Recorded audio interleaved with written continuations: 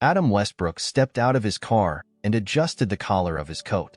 The air was crisp, filled with the sharp scent of autumn in New York City. He glanced at the old, decaying building before him, a brick structure long abandoned and now awaiting inspection for possible renovation. Adam, a seasoned safety inspector, had visited countless buildings like this one. Each had its own story, filled with forgotten memories and silent echoes of the past. As Adam entered the building, the wooden floorboards creaked under his weight. His steps were cautious but confident, his flashlight slicing through the darkness. The building was silent, save for the faint rustle of leaves brushing against broken windows. Adam was nearly done with his inspection when he noticed a slight flicker of light in a distant corner. Confused, he turned toward it.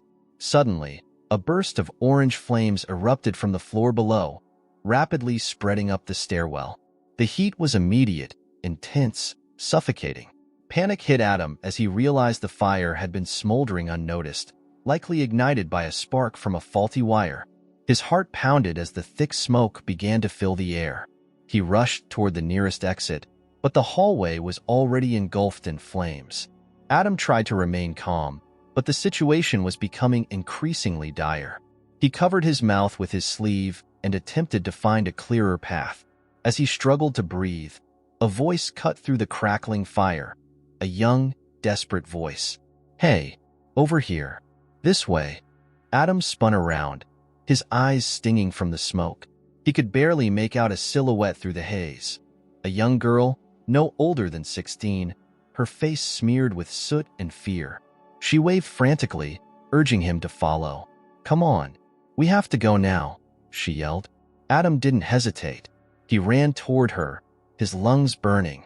She led him through a narrow, barely visible passage, keeping her movements swift and sure despite the chaos around them. As they reached a small back window, the girl pulled out a piece of metal she had wedged under the frame to keep it open. "Go. I'll be right behind you," she urged. Adam crawled through the window, landing roughly on the ground outside. He turned back immediately, reaching out to help the girl.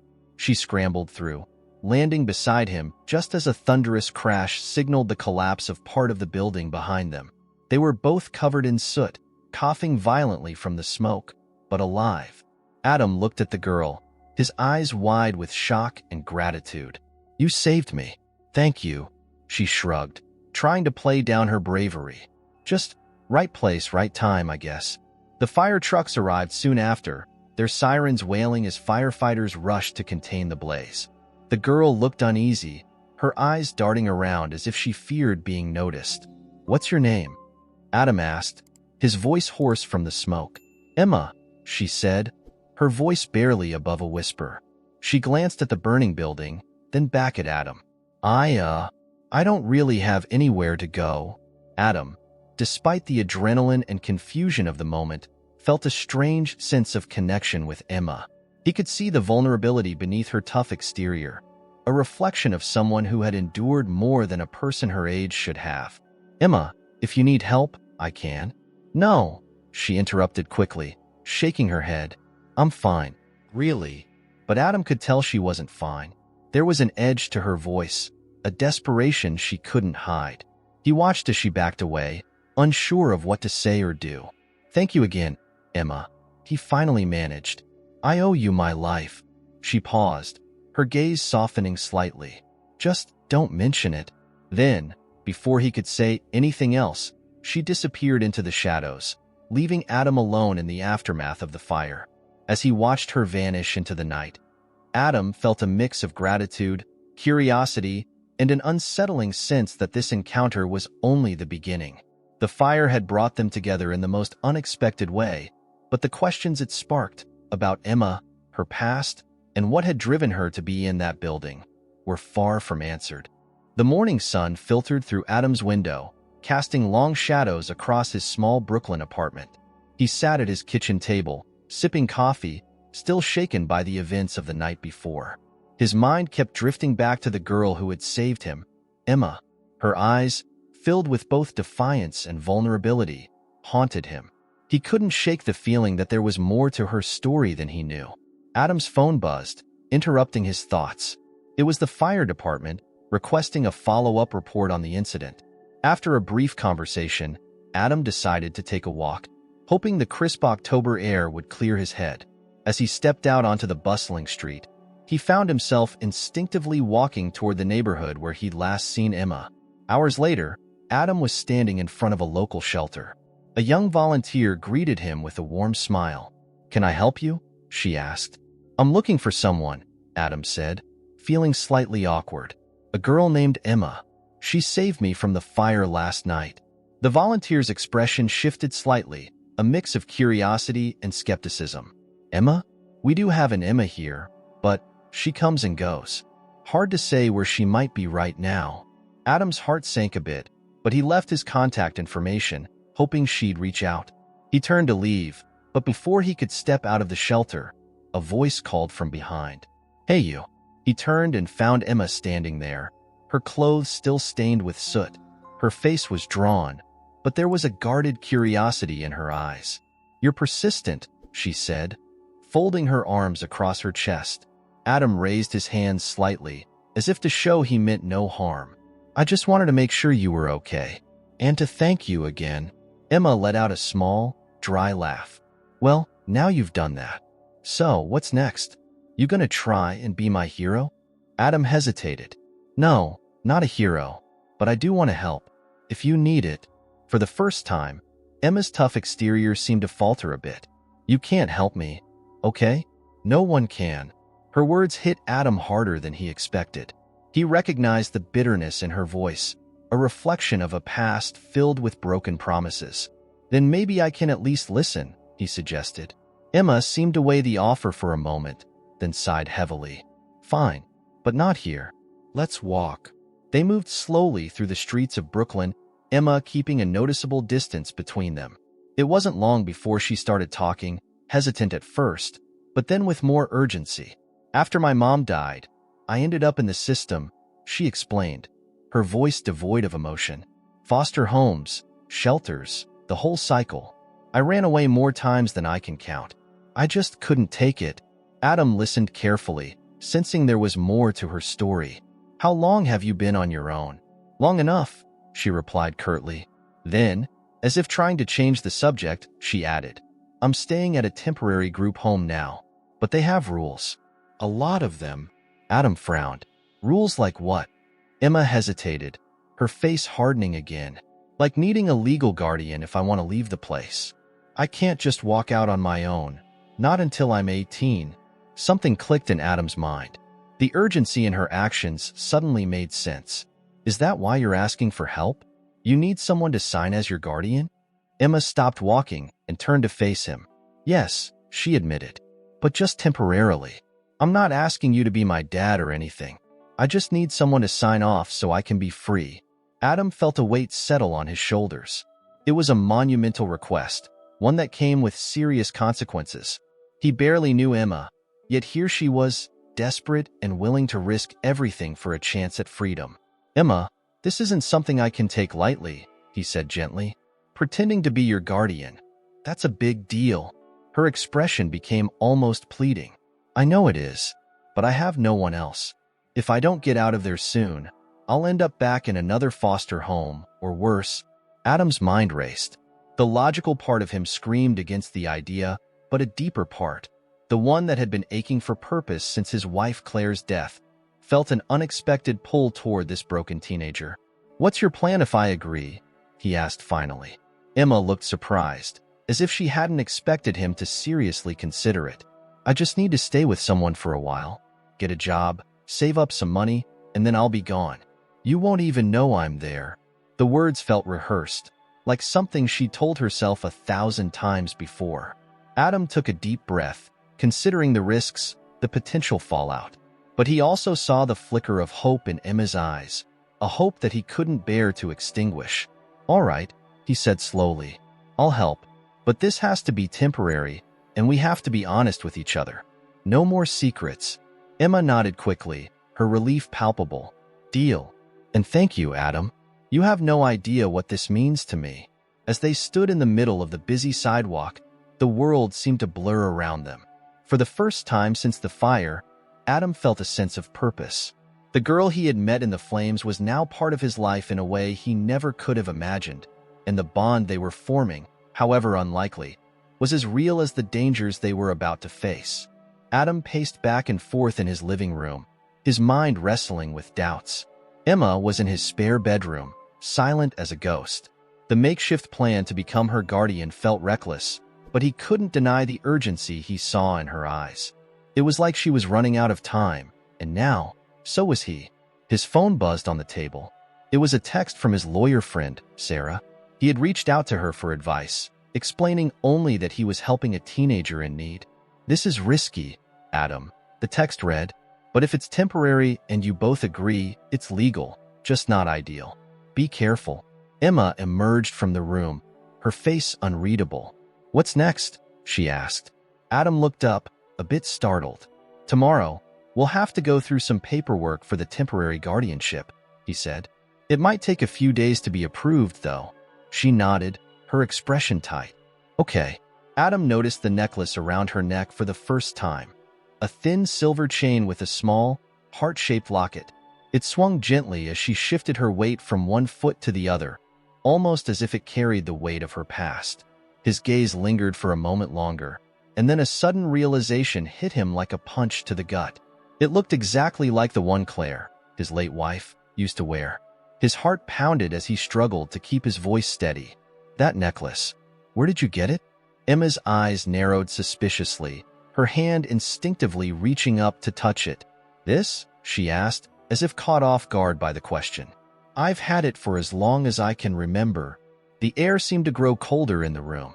Adam's mind raced back to when he had first seen that locket on Claire, years before her disappearance.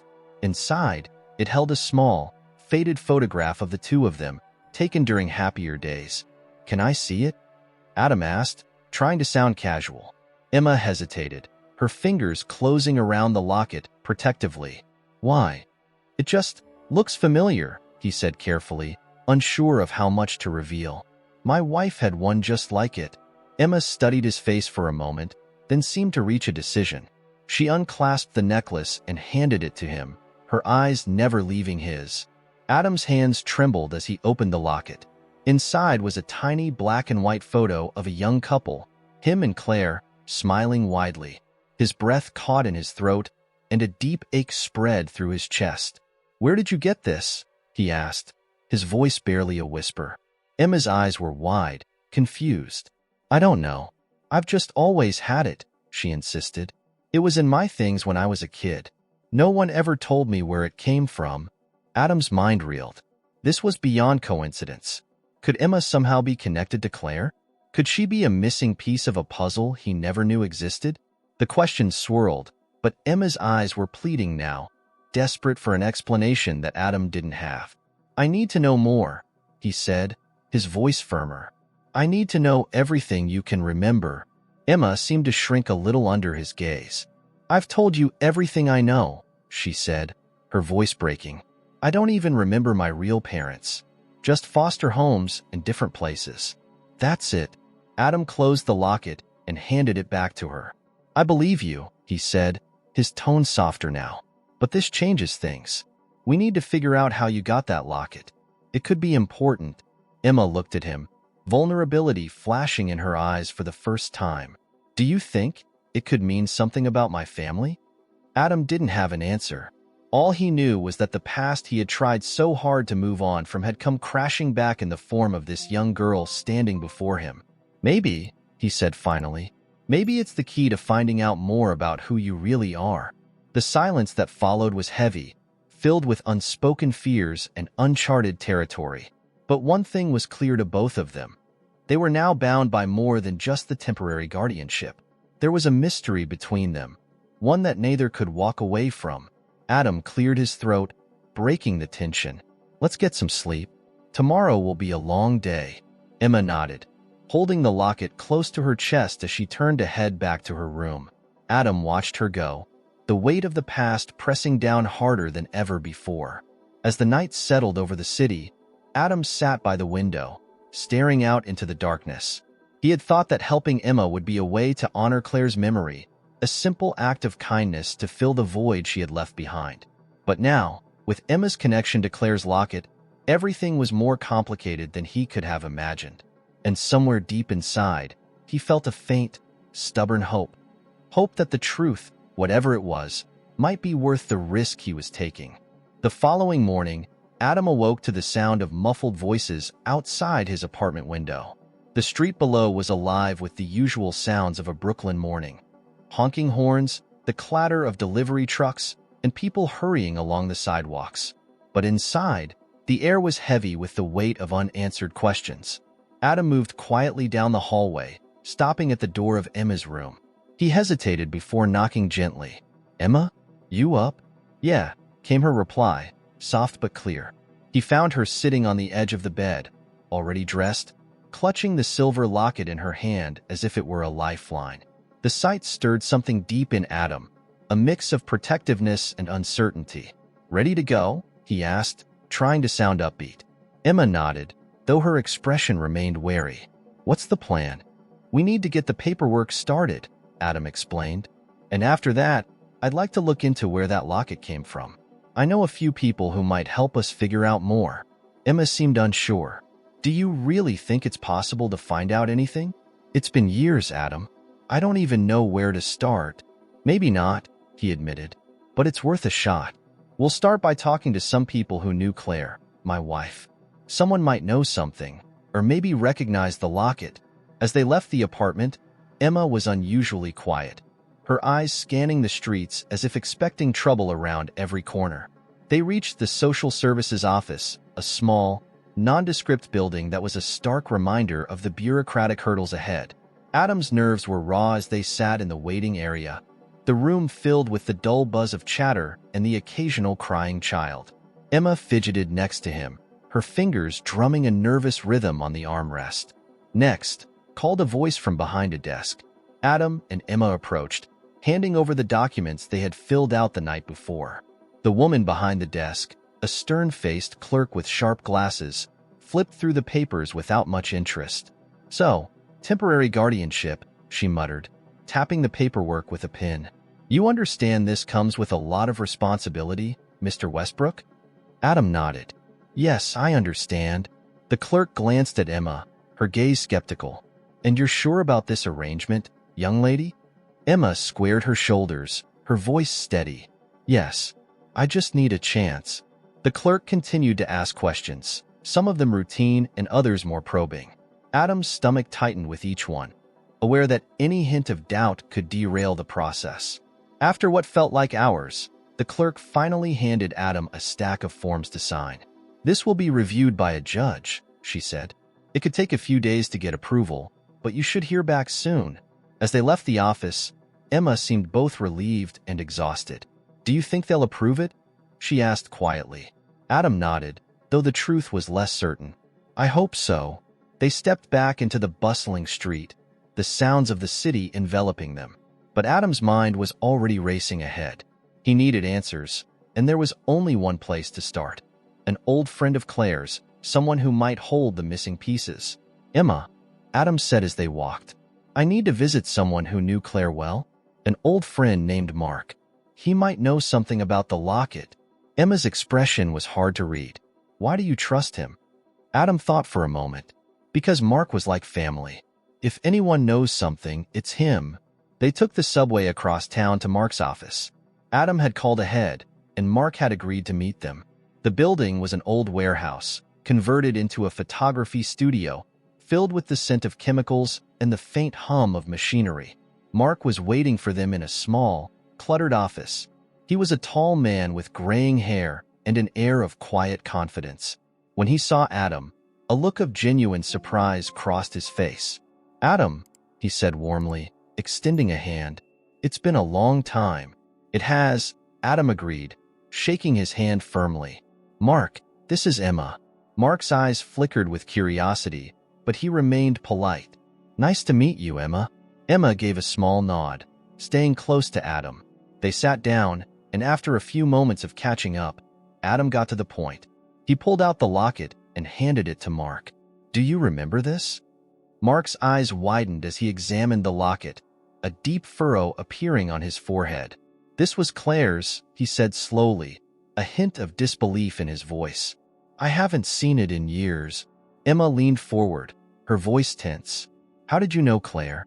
Mark hesitated, choosing his words carefully. Claire and I were close friends. We grew up in the same neighborhood. She was like a sister to me. Adam pressed on, unable to contain his questions. Mark, how could this locket have ended up with Emma? Mark looked between them, a strange mix of guilt and sadness in his eyes. I don't know, Adam, but I can tell you this. Claire was involved in something complicated before she disappeared. She didn't share all the details with me, but I could tell she was trying to protect someone. Emma's face tightened, and Adam felt a chill run down his spine. Do you think Emma could be connected to what Claire was trying to protect? He asked. It's possible, Mark admitted, his voice low. But you need to be careful. If this locket resurfaced, it might mean that someone else is looking for answers too, and not in a good way. The words hung in the air like a warning, one that Adam couldn't ignore. Emma sat quietly, absorbing everything, her eyes dark with unspoken fears. What now? She asked, her voice barely audible. Adam took a deep breath. We keep looking. We find out who you really are and why Claire's past is connected to yours. Mark stood up, his expression grave. Be careful, Adam. Claire's disappearance was never fully explained, and if you're digging into it now, you might not like what you find. Adam nodded, knowing that the search for the truth had only just begun. As they left the office, he couldn't shake the feeling that they were being watched, that every step they took was being followed by eyes hidden in the shadows. Emma walked beside him, her expression hardened by determination. They had come too far to turn back now, and Adam knew that whatever secrets awaited, he was in this, fully and completely, until the end. The weight of Mark's warning lingered as Adam and Emma returned to his apartment. Emma seemed lost in thought, her gaze distant as they climbed the stairs to the front door. Adam couldn't shake the unease that had settled over him. He had expected answers from Mark, but all he got were more questions. Inside, the apartment was filled with a tense silence. Emma sat at the kitchen table, tracing her fingers over the locket absent-mindedly. Adam poured 2 cups of coffee, setting one in front of her. Do you think Mark was telling the truth? Emma asked suddenly, her voice breaking the stillness. Adam took a slow sip, choosing his words carefully.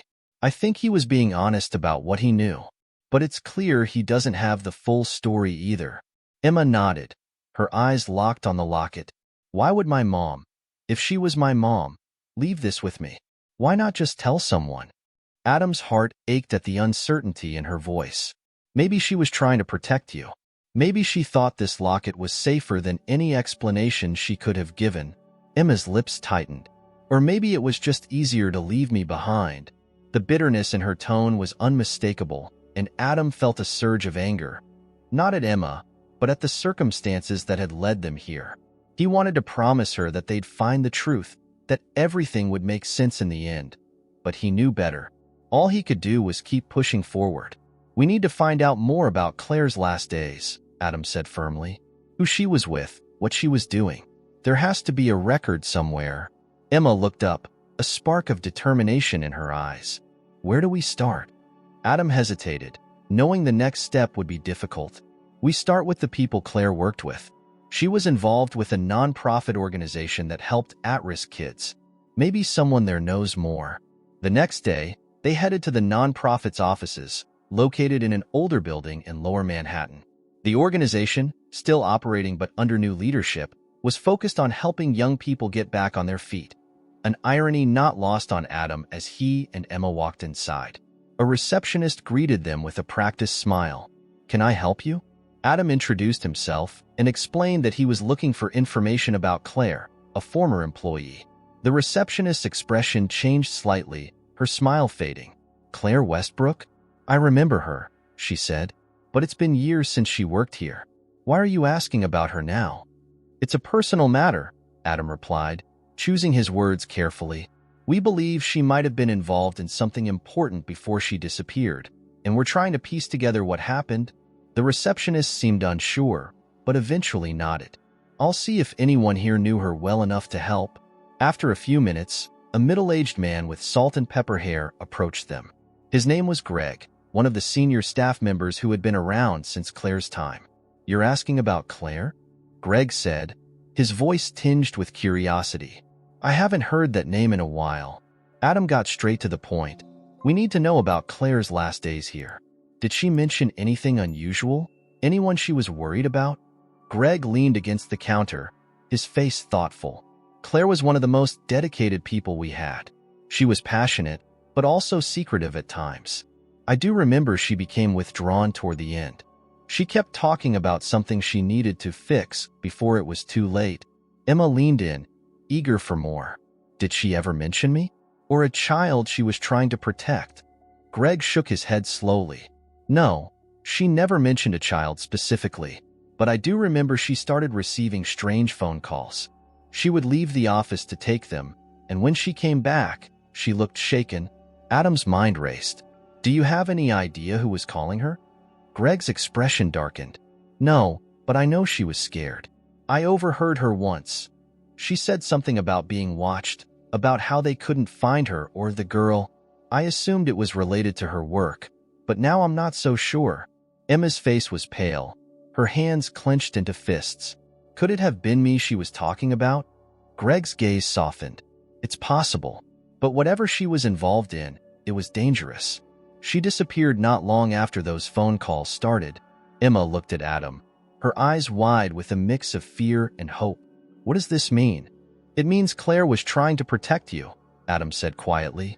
"And whatever she was running from, it's probably still out there." As they left the nonprofit, Adam's mind was racing. The pieces were starting to fit together, but there were still too many gaps. He knew they needed more information, more leads, something concrete to follow. But as they stepped onto the street, Adam felt a prickling sensation at the back of his neck. He turned, scanning the sidewalk behind them, but saw nothing out of the ordinary. "What is it?" Emma asked, sensing his unease. Adam shook his head. "I don't know. Just a feeling." They continued walking, but Adam couldn't shake the sense that they were being followed. He glanced over his shoulder again, catching a glimpse of a figure ducking into a doorway just as he turned. "Emma," he said urgently, grabbing her arm. "We need to move. Now." Emma's eyes widened, but she didn't argue.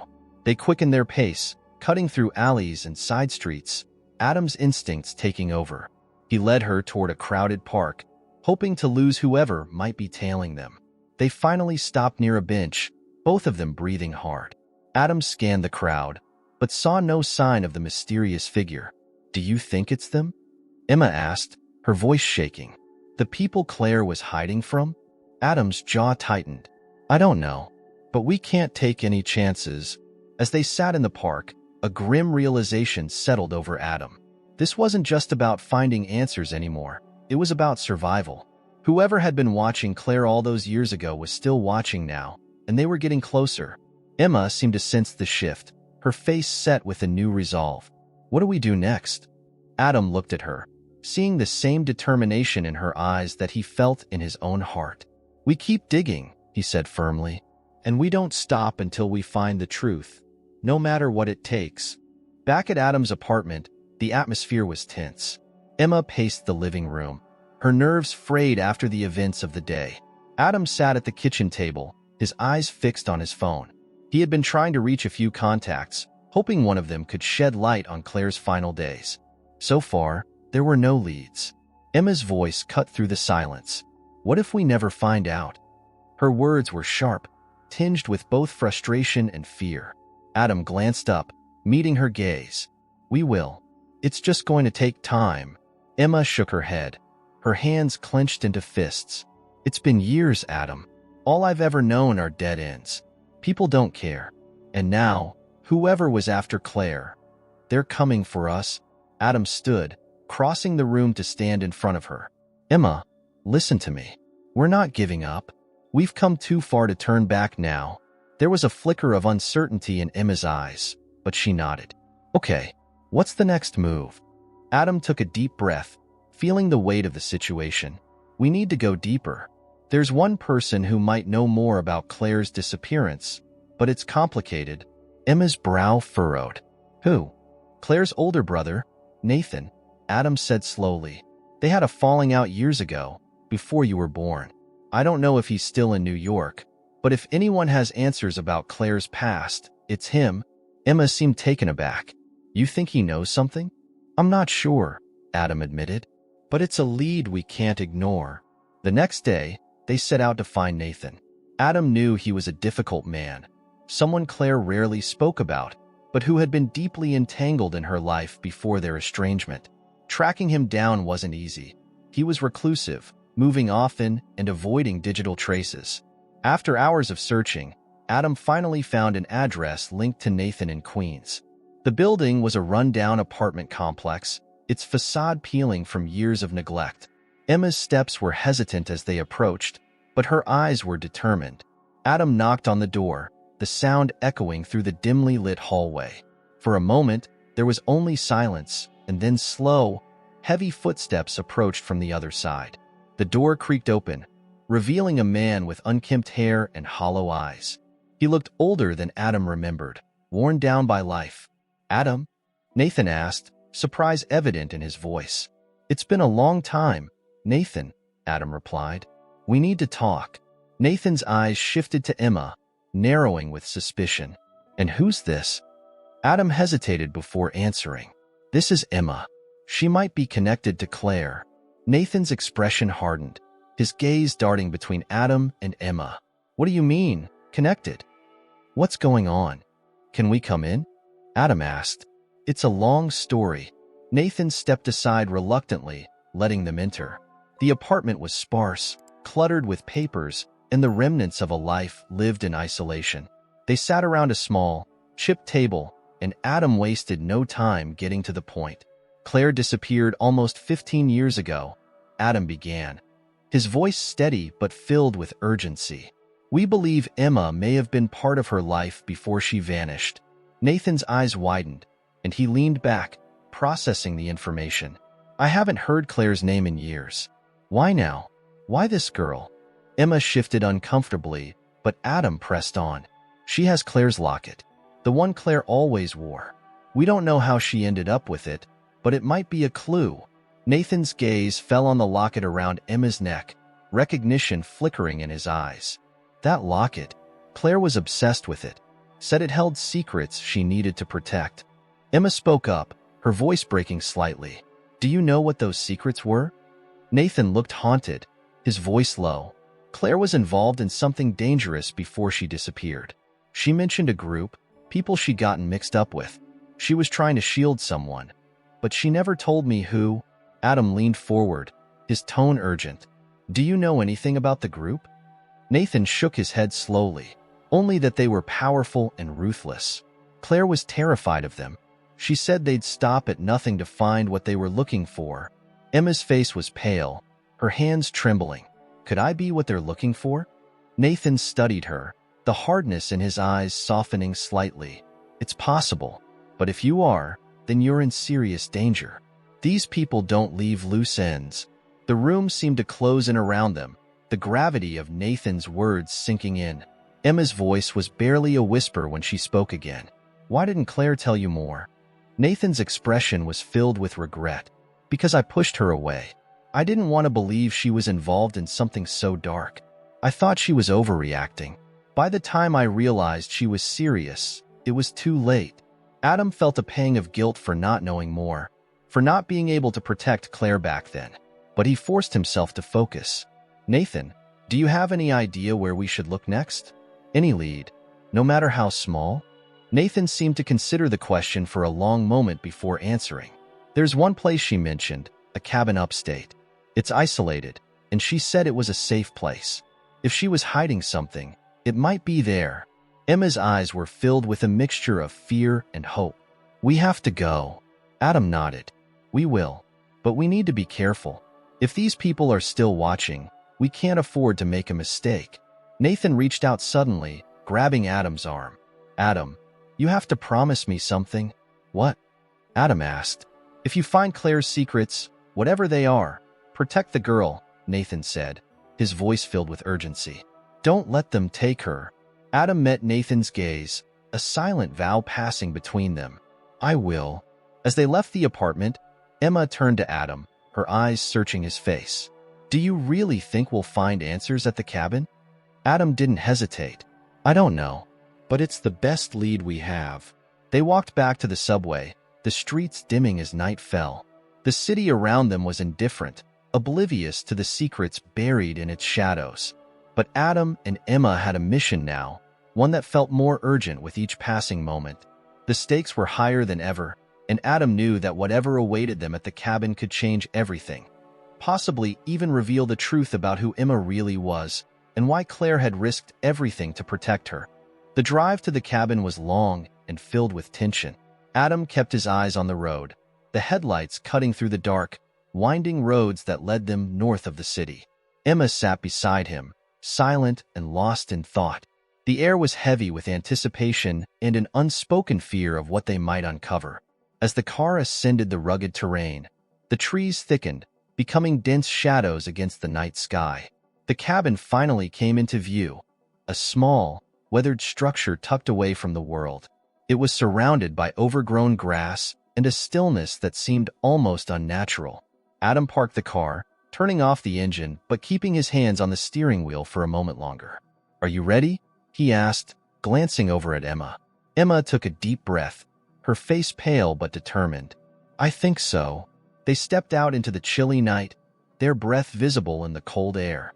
Adam grabbed a flashlight from the trunk and led the way toward the cabin, the gravel crunching under their feet. The wooden steps creaked as they approached the front door, its paint peeling from years of neglect.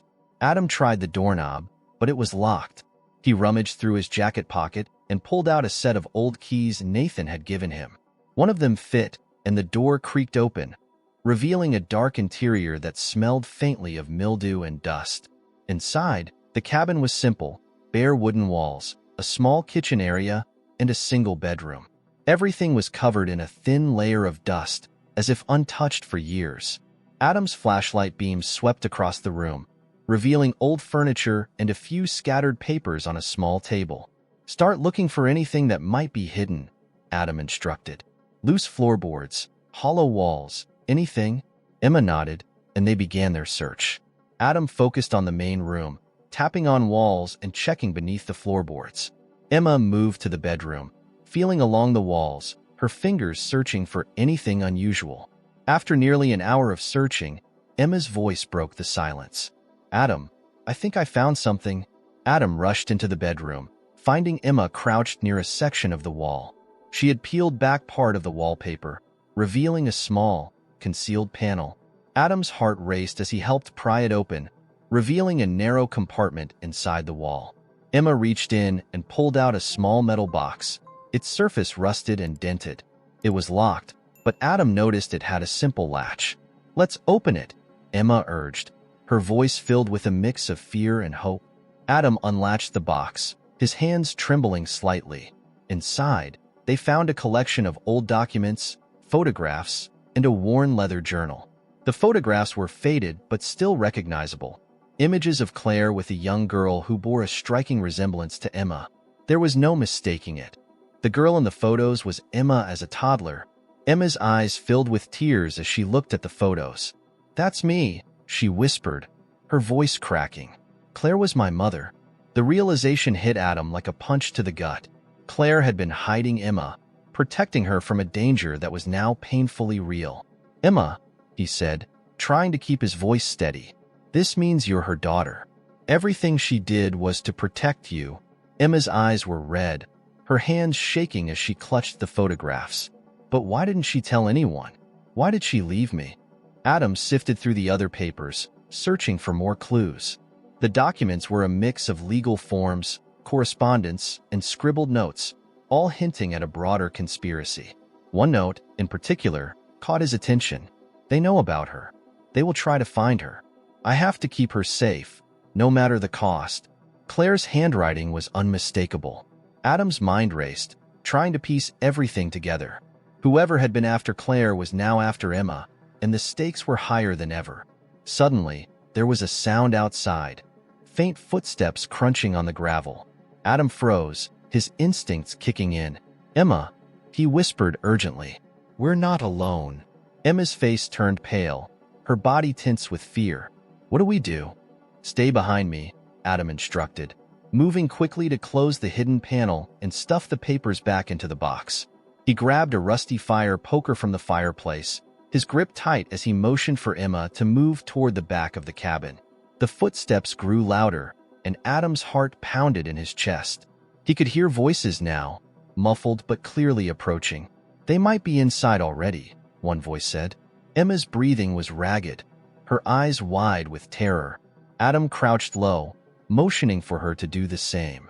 "Stay quiet," he mouthed. The front door creaked open, and two shadowy figures stepped inside.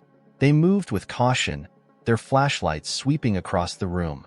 Adam tightened his grip on the fire poker, knowing they had no other option but to hide until the intruders left, or to fight if it came to that. The men were speaking in hushed tones.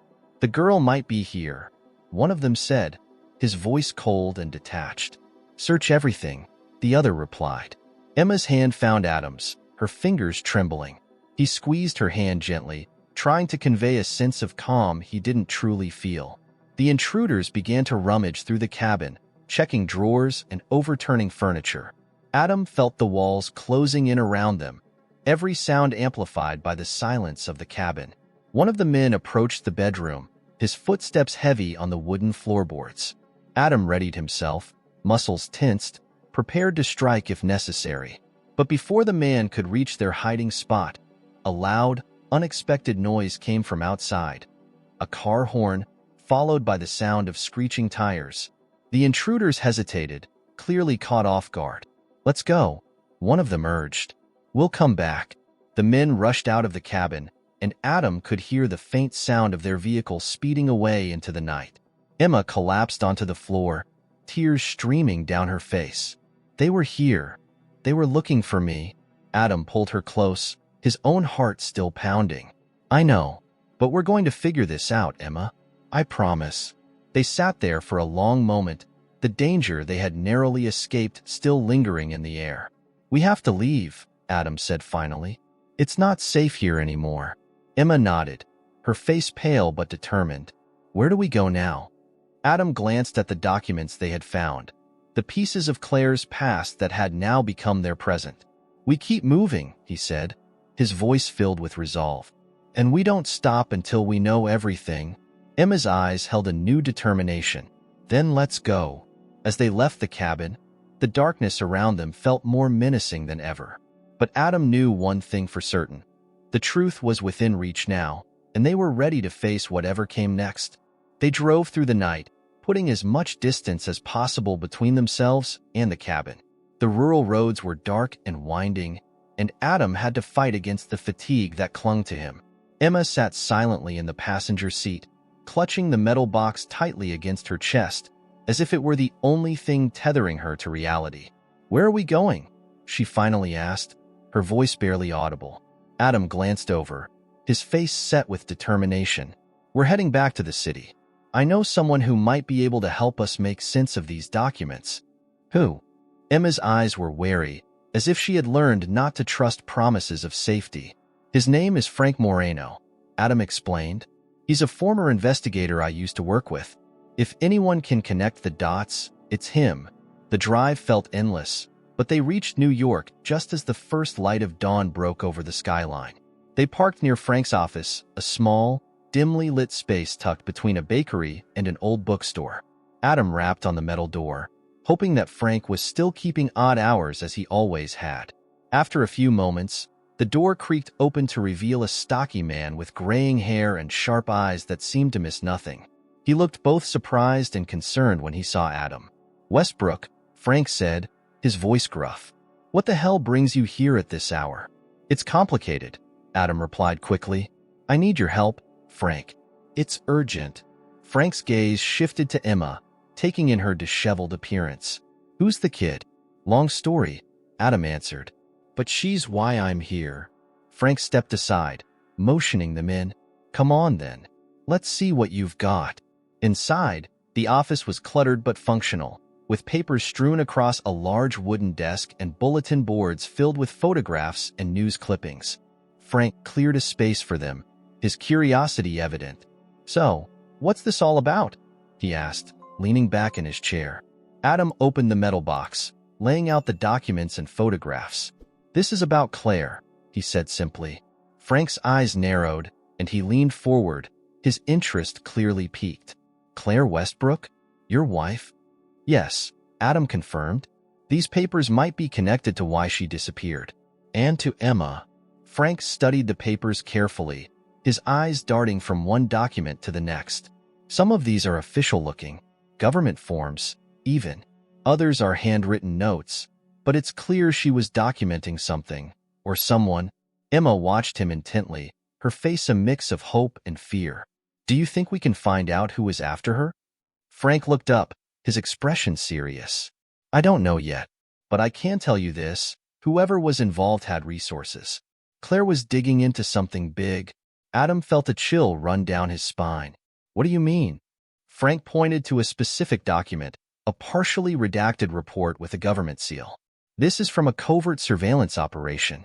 It suggests that Claire was being monitored, possibly by a private agency contracted by the government." Emma's eyes widened.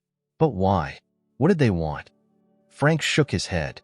"It's hard to say from just these documents, but it's clear that Claire was on their radar, and they saw her as a threat." Adam's jaw tightened. "She wasn't a threat. She was trying to protect Emma." Frank nodded slowly. "I believe you. But in their eyes, anyone hiding secrets becomes a liability." Emma's voice broke through the tension. "What about me? Am I still in danger?" Frank's gaze softened. "If they were after you then, there's a good chance they're still interested now. You need to be extremely careful." Emma's face paled, and she glanced at Adam, as if seeking reassurance. Adam placed a hand on her shoulder, his voice steady. "We'll keep moving, but we need to understand what we're dealing with first." Frank rubbed his chin thoughtfully. "There might be a way to track down more information, but it won't be easy. I have contacts in the intelligence community who owe me favors, but it'll take time." "How much time?" Adam pressed. "A few days at least," Frank said. "But there's something else you need to consider." Adam braced himself. "What is it?" Frank's expression turned grave. "If you dig too deep, you might attract their attention again. If they find out you're still looking, it could put both of you in more danger." Adam's mind raced. The choice was clear but daunting. Keep digging and risk everything, or walk away and leave the past buried. But he knew he couldn't abandon the search now, not with Emma's life hanging in the balance. "We don't have a choice, Frank," he said finally. "We have to keep going." Frank nodded, respect in his eyes. "I figured you'd say that. Just be ready for whatever comes next." Emma and Adam left the office feeling both reassured and anxious. They knew they had allies, but they also knew they were running out of time. The city felt colder, its streets more menacing as they walked back to the car. As they approached the vehicle, Adam's instincts flared. He noticed a dark sedan parked across the street, its windows tinted. He reached for Emma's arm, pulling her closer. "Don't look," he whispered. "But I think we're being watched." Emma's body tensed, her eyes darting around. "What do we do?" "Stay calm," Adam instructed. "We'll drive, but take a different route. If they follow, we'll know for sure." They got into the car, Adam starting the engine with a forced sense of calm. He pulled away from the curb, taking a winding path through the back streets, watching the rearview mirror closely. The dark sedan followed, maintaining a careful distance. "It's them," Emma whispered, her voice filled with dread. "They found us." Adam's mind raced. He needed to lose them, but he couldn't risk a confrontation. He accelerated, weaving through traffic, trying to stay unpredictable. "They're not giving up," Emma said, her voice cracking with fear. Adam's eyes were focused, adrenaline flooding his veins. "Hold on, Emma. I've got an idea." He took a sudden turn into a narrow alley, the sedan hesitating before following. At the end of the alley, Adam spotted a small service road leading to a construction site. He sped toward it, swerving around barricades and piles of debris. The sedan was still behind them, but its driver seemed hesitant, unsure of the uneven terrain. Adam saw his chance and took it. He turned sharply, the car skidding across the gravel before disappearing behind a row of stacked shipping containers. He killed the engine, motioning for Emma to stay low. The sedan drove past the containers, its driver clearly frustrated. After a tense few moments, the sound of the car faded into the distance. Emma let out a shaky breath. Did we lose them? For now, Adam replied, his voice low but firm. But we can't stay here long. We need to find a new place to hide. Emma looked at him, her eyes filled with a mixture of fear and gratitude. Thank you, Adam, for not giving up on me. Adam's expression softened, but his resolve remained strong. We're not done yet, Emma. Not even close. As they pulled back onto the road, Adam knew the stakes had never been higher. The darkness around them felt more palpable, the danger more real. But there was also a fierce determination in his heart, a promise to uncover the truth, no matter what it cost. They drove through the dim, rain-slicked streets of Brooklyn, finding refuge in a small, unmarked motel on the outskirts of the borough. The neon sign flickered weakly, reflecting off puddles on the cracked pavement. Adam parked the car discreetly behind the building, and they slipped inside, keeping their heads down. The room was basic, a worn bed, a small table, and a television that hummed faintly in the background. Emma dropped onto the bed, exhaustion etched on her face. Adam bolted the door and secured the windows, the weight of the day bearing down on him. Emma hugged her knees, her voice shaky. I don't know how much longer I can do this. Adam sat beside her, his voice gentle but firm. I know you're scared. So am I. But we're close now, closer than we've ever been. Emma's eyes were hollow. What if finding the truth doesn't bring us safety? What if it just makes things worse? Adam looked away, grappling with his own doubts. Then we'll face it together. Whatever happens. A moment later, Adam's phone buzzed on the table. It was Frank. He answered quickly, the tension in his voice palpable. Did you find anything? Frank's voice was urgent. I've got some news, Adam. It's not good. Go on, Adam said, bracing himself. There's confirmation that a private security firm has been tracking you, Frank explained. They're not just hired muscle. These guys are former intelligence operatives, and they don't play by the rules. Adam felt a chill run down his spine. Who's paying them? That part is unclear, Frank admitted. But I did manage to trace some of their activity back to a shell corporation. It's linked to a group called the Ascendants. Emma leaned closer, trying to hear. The Ascendants? What does that mean? Frank's tone was grim. They're a clandestine organization rumored to operate in the shadows of government and corporate power. They deal in secrets, secrets that can change lives or end them. If Claire was on their radar, it means she stumbled onto something big. Adam felt a surge of anger mixed with fear. And they're after Emma now? Yes, Frank confirmed. They won't stop until they get what they want. Whatever Claire was hiding, Emma is the key to it. Emma's face turned pale, the gravity of the situation hitting her like a tidal wave. What do we do now? Adam's voice was steady. We keep moving. We need to force a confrontation, find out what they really want. Frank hesitated before responding. Be careful, Adam. They're not just hunting you. They're trying to contain you. The call ended, leaving Adam and Emma in a heavy silence. Emma's eyes were glassy with unshed tears. I never asked for this, she whispered. I never wanted to be hunted. Adam reached out, squeezing her shoulder. I know, but we have a chance now, Emma. We have to use it. She nodded, wiping her eyes with the back of her hand. So, what's the plan? Adam's mind raced, formulating a strategy. We need leverage. Something that forces them to come to us on our terms. Emma looked puzzled. Leverage? Like what? Adam stared at the documents they had recovered, his mind working furiously. Claire must have known something crucial. We need to find out what it was. There's one person we haven't reached out to yet. Who? Emma asked. The journalist Claire trusted, Adam replied. His name is Daniel Reyes. She mentioned him once, said he was someone who could help if things went bad. Emma frowned, uncertainty crossing her face. Can we trust him? We have to, Adam said firmly. If he was working with Claire, he might have information we need. The next morning, they set out to find Daniel. Adam had managed to track down his current location, an office in the basement of an old newspaper building in Manhattan. It was a forgotten space, the kind where secrets thrived. When they arrived, Daniel was exactly as Adam remembered from Claire's brief description, sharp eyes, rumpled clothes, and an air of disheveled brilliance. He looked up as they entered, clearly startled by their sudden appearance. "Who are you?" he asked, his voice tinged with suspicion. Adam stepped forward. "I'm Adam Westbrook. This is Emma. We're here about Claire." Daniel's eyes widened with recognition. "Claire Westbrook? You knew her?" "She was my wife," Adam said, his voice heavy with emotion. "And Emma is her daughter." Daniel's face hardened, as if weighing the truth of their words. "I haven't heard about Claire in years. What's going on?" Adam quickly explained everything. The documents, the pursuit by the Ascendants, and the danger Emma was facing. Daniel listened intently, his expression shifting from surprise to understanding. "Claire came to me once," Daniel said finally. "She was desperate. She had uncovered evidence of a covert operation, something tied to child trafficking and illegal adoptions. She said it reached high levels of power, and she needed my help to expose it." Emma's voice broke through the growing tension. "Was I one of those children?" Daniel looked at her with sympathy.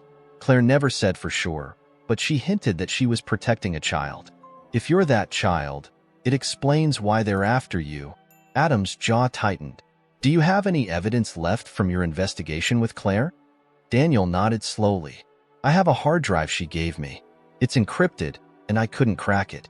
But I always kept it safe, hoping someone would come looking for it." Emma's eyes lit up with a mix of hope and fear. "Where is it?" Daniel reached into a drawer and pulled out a small, black device. "Here. If this drive contains what Claire claimed, it could be the key to everything." Adam took the drive, a sense of determination settling over him. "We need to decrypt this. It's our only chance to expose the truth and stop them." Daniel's expression was serious. "Be careful. If the Ascendants know you have this, they'll stop at nothing to get it back." "We know," Adam said, his voice resolute. "But it's a risk we have to take." They left Daniel's office with the drive, feeling the weight of what it could mean. It was a potential weapon, one that could turn the tide in their favor, or put them in even greater danger. Emma clutched the locket around her neck, her eyes full of steely resolve. "This is for her, isn't it? For Claire?" Adam nodded, his voice steady. "For Claire, and for you. We end this, Emma. No more running." As they drove away, Adam knew the final confrontation was inevitable. They were no longer just searching for answers. They were seeking justice, not only for Claire but for Emma, whose entire life had been shrouded in lies. The battle ahead would be fierce, but they were ready. For the first time, Adam felt a glimmer of hope. The darkness that had haunted them was now within reach, and they were prepared to face it head-on. The final confrontation was set for that night. Adam and Emma had no choice but to act swiftly. The hard drive Daniel had given them contained encrypted files that hinted at the operations of the Ascendants, but they needed to decrypt it to expose the full scope of the conspiracy. Adam knew just where to go. An old contact from his past, Marcus, a reformed hacker who now specialized in digital security. Marcus's hideout was a cramped apartment filled with tangled wires, glowing monitors, and the soft hum of servers. "You're lucky I owe you one, Westbrook," Marcus said as he plugged in the hard drive. His fingers danced across the keyboard. "This encryption is high level, but I've seen worse." Emma stood behind Adam, her face a mix of hope and fear. "What if it's not enough?" she whispered. Adam reached back, squeezing her hand. "Then we'll find another way." After what felt like hours, Marcus leaned back with a grin. "Got it. The files are decrypted." Adam and Emma crowded around the screen. The documents were overwhelming. Bank records, confidential memos, and logs of covert operations. Emma's hands trembled as she read through the files. They detailed illegal adoptions, trafficking networks, and a list of children who had disappeared under mysterious circumstances. One file, in particular, caught Adam's attention. It was labeled Project Phoenix. "Phoenix?" Emma asked, her voice barely a whisper. Adam's eyes scanned the text. It was an operation to acquire infants for high-paying clients. It was all covered up under layers of bureaucracy, with Claire working to expose it. Emma's face hardened. "This is it, isn't it? This is why they wanted her gone." But one detail stood out among the rest, a specific case labeled as Subject 54. It included a photo of a baby, Emma, identified by the birthmark on her shoulder. Emma was part of Project Phoenix, stolen at birth and later hidden by Claire to protect her from the Ascendants. Adam's voice was hoarse as he turned to Emma. Claire risked everything to save you. She couldn't let them take you.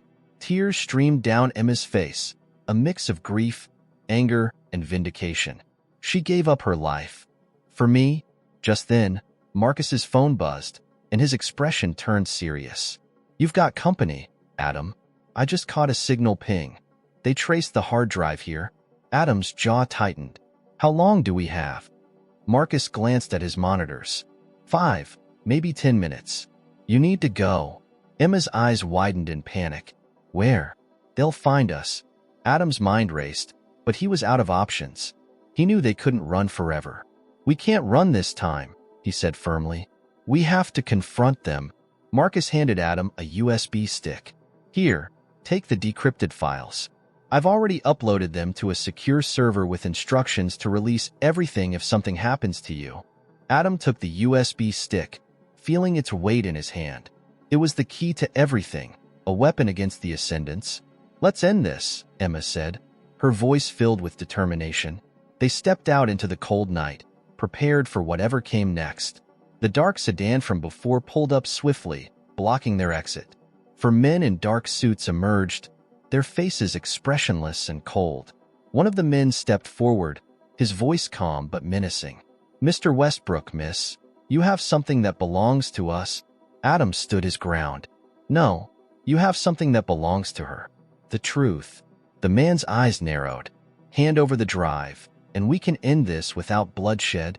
Adam shook his head. The drive has already been uploaded. If anything happens to us, the whole world will know about Project Phoenix. The man's jaw tightened, but he kept his composure. You've made a dangerous mistake, Mr. Westbrook. Emma stepped forward, her voice strong despite the fear.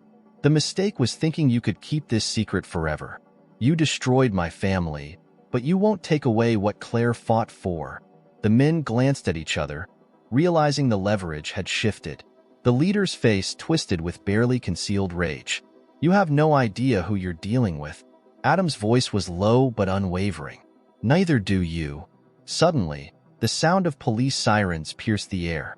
Marcus had called them as a last resort. The men turned, caught off guard. In the confusion, Adam grabbed Emma's hand and pulled her behind a parked car for cover. The standoff was intense. Agents of the Ascendants, now fully exposed, were surrounded by officers who had been tipped off by the files Marcus uploaded. The leader of the men sneered, realizing the game was up. This isn't over, he spat. Adam's eyes were cold. It is for you. The police closed in, and Adam and Emma emerged from their cover, finally feeling a sense of safety. The Ascendant's operatives were taken into custody, but Adam knew this was only the beginning of the fallout. Emma's shoulders sagged with exhaustion and relief. Is it really over? Adam pulled her into a hug, his voice filled with both pain and hope. Not over, but the worst is behind us. Claire's fight is finished. Now it's time for yours. A few days later, Adam and Emma stood at Claire's grave, the city quiet and calm around them. Emma knelt down, placing the locket on the headstone. I found her, Emma whispered. I found you. Adam stood beside her, his voice steady. She would be proud of you, Emma. You were her strength. Emma's tears flowed freely, but there was a sense of peace in her expression. She saved me, and so did you. Adam shook his head slowly. No, you saved yourself. Claire gave you a chance, and you honored it. The past had been painful, filled with shadows and secrets, but now it felt like they were finally free. Emma took a deep breath, feeling the burden lift. What now? She asked, looking up at Adam. We start over, Adam replied. Together. As they walked away from the grave, the sun began to rise over the city, casting a warm, golden light on the streets below. It was a new day, a chance for healing, and a promise of a better future. One built on the truth that Claire had fought so hard to protect. A year had passed since the events that exposed the Ascendants and brought Claire's truth into the light. The story had made headlines across the nation. Secretive organization uncovered, government, and corporate elites implicated in child trafficking scandal. Claire Westbrook's name was now remembered not as a missing person, but as a hero who had sacrificed everything to protect her daughter. Adam and Emma had moved to a quiet neighborhood in upstate New York. The small, two-story house was far from the chaos of the city, an intentional choice to give Emma a fresh start. Adam had resigned from his safety inspection job and taken up work at a local community center, helping at-risk youth. It was a simple life, but a peaceful one, the kind he never imagined he'd find after losing Claire. Emma was adjusting, though the scars of her past were still there, hidden beneath the surface. Therapy sessions had helped, but the process of healing was slow. Still, she was learning to let go of the constant fear that had defined her childhood. She was back in school now, slowly finding her place among friends who didn't know the full extent of her past. One sunny afternoon, Adam found Emma sitting on the porch, her gaze focused on the rolling hills beyond. In her lap was Claire's journal, the one they had recovered from the cabin. It had become Emma's companion, a bridge to the mother she had lost but had finally found in words. "What's on your mind?" Adam asked, taking a seat beside her. Emma looked up, her eyes clearer than they had been in a long time. "I was reading Mom's last entry. She wrote about hope. She said that no matter how dark things got, there was always a reason to keep fighting." Adam nodded, a small smile forming on his lips. "She believed in that. And she believed in you." Emma closed the journal, her expression a mix of sadness and determination. "I want to do something with my life, Adam. I want to help kids like me, kids who've been lost, who need someone to believe in them." Adam's heart swelled with pride. "Claire would have loved that. And I think you're exactly the person who can make a difference." Emma's smile was soft but full of purpose. "I want her sacrifice to mean something beyond just me. I want her story to inspire others." The wind rustled the leaves, carrying the sounds of laughter from a nearby park. It was a simple, joyful noise that filled the air, one Emma hadn't heard enough in her life but was now beginning to embrace. As the sun dipped lower, Adam and Emma sat quietly, watching the world unfold before them. There was no rush, no urgent need to run or hide. The past had been brutal, but it had also led them here, to this moment, to this peace. "Do you think she's watching us?" Emma asked suddenly, her voice soft. Adam took a moment, then answered with certainty. "I think she's always with us. In every decision we make, every step forward." Emma nodded, wiping a stray tear from her cheek. "I hope she knows I'm okay now." "She knows," Adam assured her, "and she's proud of you." "So am I." For the first time in years, Emma felt a deep sense of closure. The ghosts of her past were still there, but they no longer haunted her. Instead, they became part of the foundation on which she would build her future. As dusk settled, Adam stood up and offered his hand to Emma. "Come on, let's go inside. I'm making dinner tonight." Emma raised an eyebrow. "Should I be worried?" Adam chuckled. "Maybe, but I'm learning." Emma took his hand, and together they walked back inside the house. A place filled not just with walls, but with hope, healing, and the promise of new beginnings. The door closed behind them, shutting out the darkness of the past and welcoming the warmth of the life they were creating. The future was uncertain, as it always would be. But now, they faced it not with fear, but with courage. And for the first time in a long, long time, that was more than enough.